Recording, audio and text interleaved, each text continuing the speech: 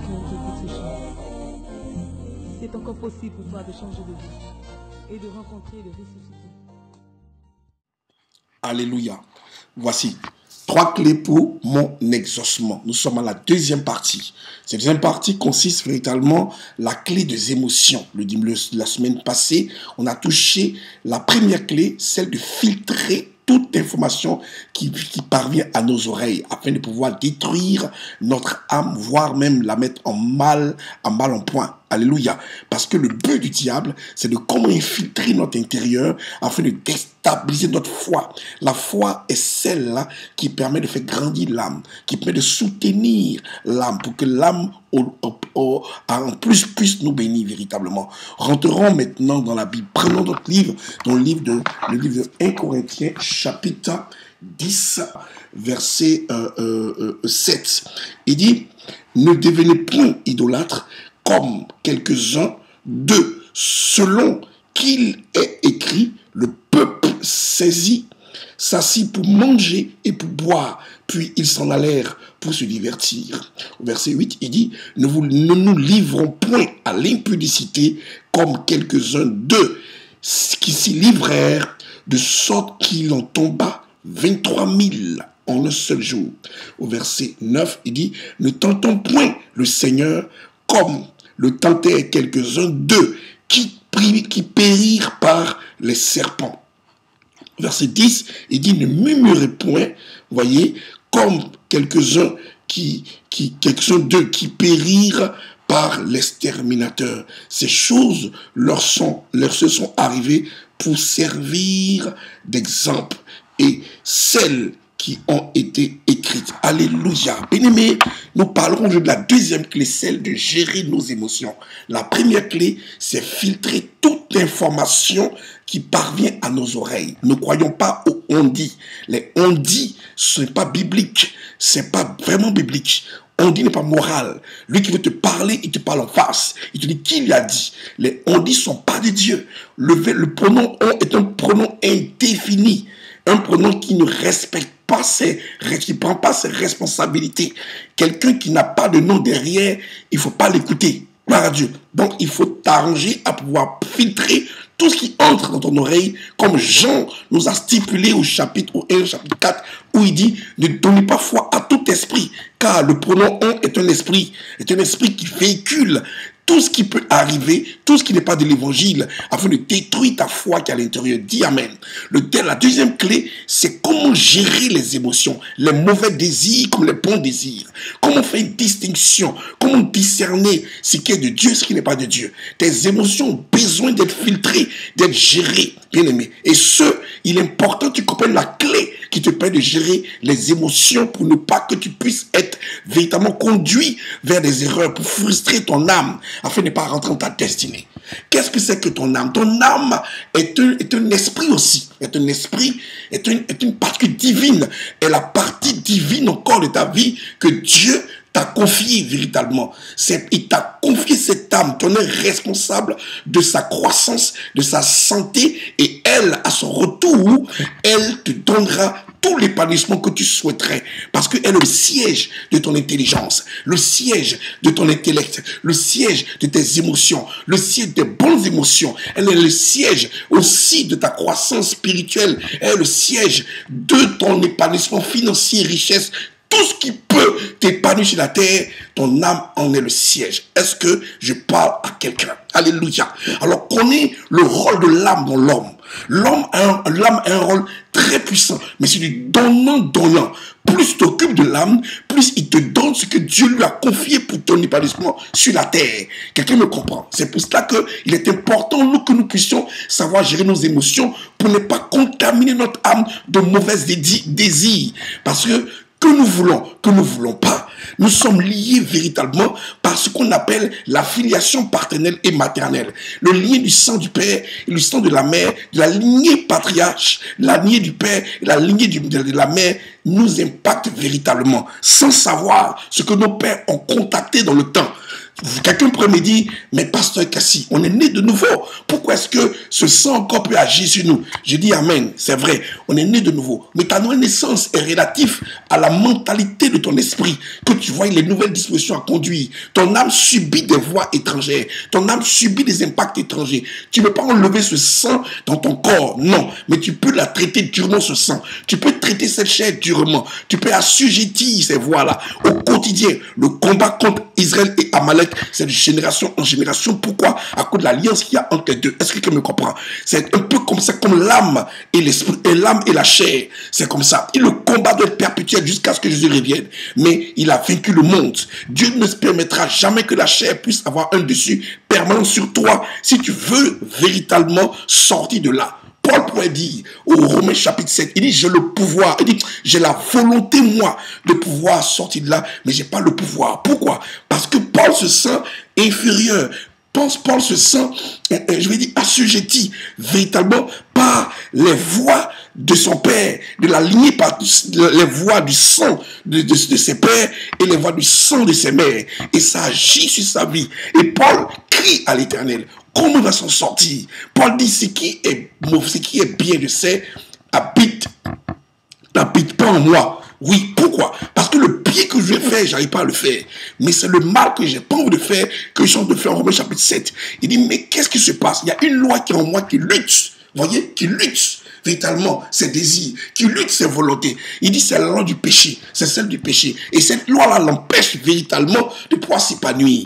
Mais gloire soit rendue à Dieu. Parce que Paul dit, désormais, il prie tout par celui qui le fortifie. Le Saint-Esprit, on a besoin de composer avec lui pour nous fortifier. L'aide du Saint-Esprit vient nous fortifier véritablement. Mais pour que l'aide de l'Esprit vient nous fortifier, il est important que nous puissions avoir la thérapie que Paul a adoptée pour sortir aussi de là. Dis-moi, la thérapie de Paul. Alléluia. La Bible dit qu'avant qu'il lance la thérapie, il annonce une bonne nouvelle au chapitre 8. Au chapitre 8, au chapitre 7 déjà, il annonce qu'il est faible, qu'il est corrompu et il ne sait pas comment s'en sortir. Au chapitre 8, il clame la gloire, il clame la bonne nouvelle. Et puis il dit, oh maintenant, il n'y a donc maintenant aucune condamnation, mes frères, pour ceux qui sont en Jésus. Pourquoi? Parce que la loi de l'esprit de vie vient de nous affranchir de la loi du péché des pères et de la mort. Parce que la chair la rendait impossible. La chair la rendait impossible. C'est important de pouvoir sortir du principe de la chair. Mais Paul ne s'arrête pas là. Paul ne s'arrête pas là. Paul dit, si nous ne confessons pas véritablement là, si nous ne proclamons pas, on n'aura pas d'efficacité. Il dit, la parole, elle est près de toi. Elle est dans ta bouche et dans ton cœur. Si tu crois aujourd'hui que le Seigneur, tu crois de ton cœur, le Seigneur Jésus est mort ressuscité, tu seras sauvé. Voyez, Paul dit, il faut proclamer les paroles qu'il faut afin que tu puisses avoir le salut de ton âme, la liberté de ton âme. Ta destinée dépend de l'épanouissement de ton âme. Tant qu'elle est libérée, tant que son salut est assuré, tant qu'elle est libérée de toute influence démoniaque des liens parentaux de la chair, ta destinée est manifestée. Pourquoi? Parce qu'elle est à même de te donner le trésor caché que Dieu a enfoui en elle, pour que tu puisses, toi, t'en servir. Dis amen. Alléluia. Alléluia. Je vais parler ici à quelqu'un. Alléluia. La gestion des émotions doit nous amener à distinguer de ne pas nous soumettre à la volonté de la chair. La chair a ses désirs. Et ses désirs sont très mauvais. Oui, très, très, très mauvais. Au point où ça rend immoral l'âme, ça contamine l'âme, ça permet à l'âme d'être rebelle à l'esprit. Vous voyez, lorsque l'âme ne respecte plus l'esprit, on est assujetti, on est esclave, on est addict de tout ce qui est impur, tout ce qui est impur dans la vie de ce sang paternel et maternel des parents. Alléluia. Mais Dieu ne permettra pas ça, parce que nous croyons aussi que, aussi bien que les mauvaises émotions, il y a aussi de bonnes émotions. Et les bonnes émotions ont un caractère vital, un caractère de croissance, de richesse, de stabilité, au point où Dieu nous dit dans 1 Corinthiens chapitre 1 chapitre 1 je crois, verset 20, il dit, c'est lui qui rend, il dit, il dit, Dieu a rendu l'intelligence des hommes fous. Il dit la folie, il rend la folie à l'intérieur des anges. Je vous donne ça tout de suite ici. En 1 Corinthiens chapitre 1 à partir du verset 1er. Je vous vais lire ça rapidement. Alléluia. Donnez-moi quelques temps, juste que j'ai trouvé. Voilà. En 1 Corinthiens, chapitre 1, à partir du verset 20, Paul nous dit ici, quelque part, il dit, car, puisque le monde, on va prendre le verset 20 ici, il dit, où est le sage? Alléluia. Il dit, où est le sage? Montrons le verset au verset 18. Il dit, car la prédication de la croix est folie pour ceux qui périssent, et pour nous qui sommes sauvés, elle est une puissance et sagesse de Dieu. Vous comprenez? Aussi il est écrit, je détruis la sagesse des sages, et j'anéantirai l'intelligence d'intelligence. Ça veut dire que quoi? Ça veut dire que Dieu, dans son plan, il est dit que même si tes pères, tes parents, ton patriarche était intelligent, était sage, c'est une sagesse qui n'est pas de lui, véritablement. Mais ce que Dieu veut, c'est que ta parole, qui est près de toi, qui est dans ta bouche et dans ton cœur, applique et déclenche la sagesse divine et l'intelligence divine qui habite dans ton âme, mais qui n'est pas impactée par ton âme, par le sang de tes pères. Dis amen à ça. Alléluia. Il est important que la différence soit faite entre sagesse et sagesse, intelligence et intelligence. Nos émotions doivent être distinguées par la moralité de ce que l'âme désire, pas de ce que la chair désire.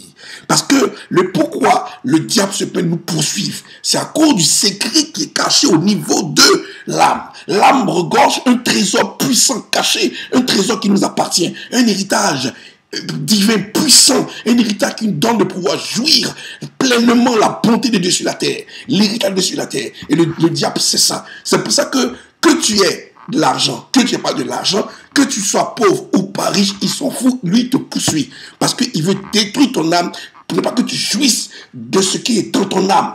C'est pour ça que Paul dit quoi? Et Pierre dit quoi? Pierre dit en 1 Pierre chapitre 2, Pierre dit, car, il dit, vous savez, la chair fait la guerre à l'âme. Alléluia. La chair fait la guerre à l'âme. Mais pourquoi la chair peut faire la guerre à mon âme? Parce que l'âme ne veut pas écouter ce que la chair veut. L'âme refuse les désirs de la chair. Mais la chair fait la guerre pour l'assujettir. Et si toi, tu n'aides pas ton âme à pouvoir être dans la parole de Dieu, à méditer et à grandir, et à donner la force et la puissance à ton âme de faire face ou de résister à la guerre de la chair, ils vont finir par assujettir ton âme. Et finalement, ton âme va manifester de mauvais désirs. L'alcoolisme, l'adultère, l'impudicité, l'orgueil, la cupidité, j'en passe. Tout ce qui est œuvre charnelle sera attaché à ton âme et tu refuses ça au nom de Jésus de Nazareth.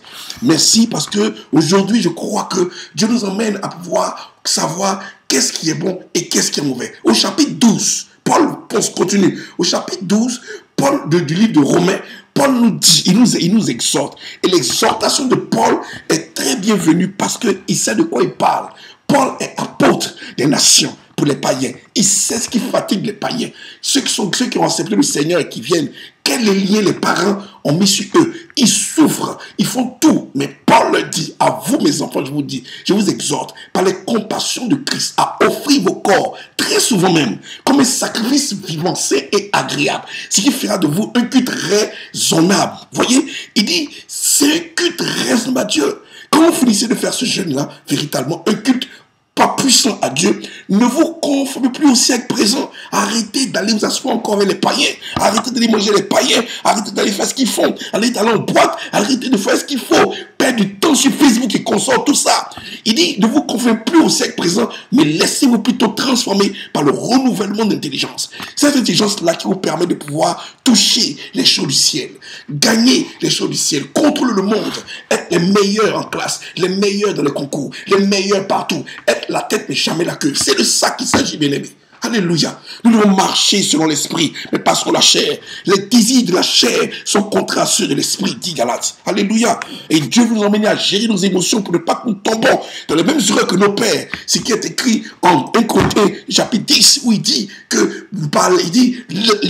l'idolâtrie a permis que nos pères périssent. Ceux qui ont péri par l'idolâtrie sont morts automatiquement. Par l'impudicité sont morts automatiquement. Par ceux qui ont voulu tenter Dieu. Et tant Dieu, c'est-à-dire Dieu dit ces choses et vous discutez sur le plan de Dieu. Dieu dit que vous serez bénis et vous raisonnez. Dieu dit que la prophétie va s'accomplir. Vous dites non. Dieu dit que vous êtes en train de discuter, de raisonner avec Dieu. Vous tentez Dieu. Dieu dit, des serpents viendront piquer. La ruse viendra déstabiliser vos vies. Par ruse, vous tomberez dans les mains des gens rusés. Vous tomberez dans les mains des gens rusés. Car on parle du serpent, on parle de la ruse. Dis amen. Au 4e point, ne faites plus, ne murmurons plus, parce que nous murmurons longueur de journée. Non, que la prophétie tarde, il faut l'attendre. Quand la prophétie tarde, il faut l'attendre. Ne murmure pas sur un principe, sur une proclamation. C'est Dieu qui bénit, bien-aimé. Alors crois en Dieu et crois en ce qu'il fait et tu seras sauvé. Dis amen. Donc, bien-aimé, la gestion de l'âme, du moins la gestion de nos émotions, elle est importante. Faites la différence entre les mauvaises émotions et les bonnes émotions. Il y a des bonnes émotions. Oui, la Bible dit soyez toujours joyeux. C'est de l'émotion. On doit être en joie. Bien-aimé, soyons toujours joyeux, bien-aimé. Dieu nous a donné la faculté d'être joyeux, d'être content, de nous réjouir. Voilà, et de pleurer ceux qui pleurent. Alléluia. Et de rire ceux qui rient. Alléluia. De se nourrir, de manger, de festoyer. Ça aussi, c'est la grâce. Ça aussi, c'est les émotions. Mais évitons de pouvoir emmener les mauvaises émotions dans nos vies, dans l'église et nos amis, dans nos maisons. Refusons ça. Alléluia. Fuyons tout ça. Ça attire la malédiction. Ça nous retarde et ça combat l'épanouissement de notre âme. Et nous ne pouvons pas vivre pleinement notre vie chrétienne. Dites amen. Alléluia. Que la grâce de Dieu soit sur votre vie et que l'Esprit de Dieu vous emmène à rentrer dans sa périphérie pour que vous puissiez gérer nos émotions. Prenez à témoin tout ce que Paul a donné. Prenez ça comme thérapie et gérons ensemble nos émotions pour la gloire du Seigneur. Dites amen. Alléluia.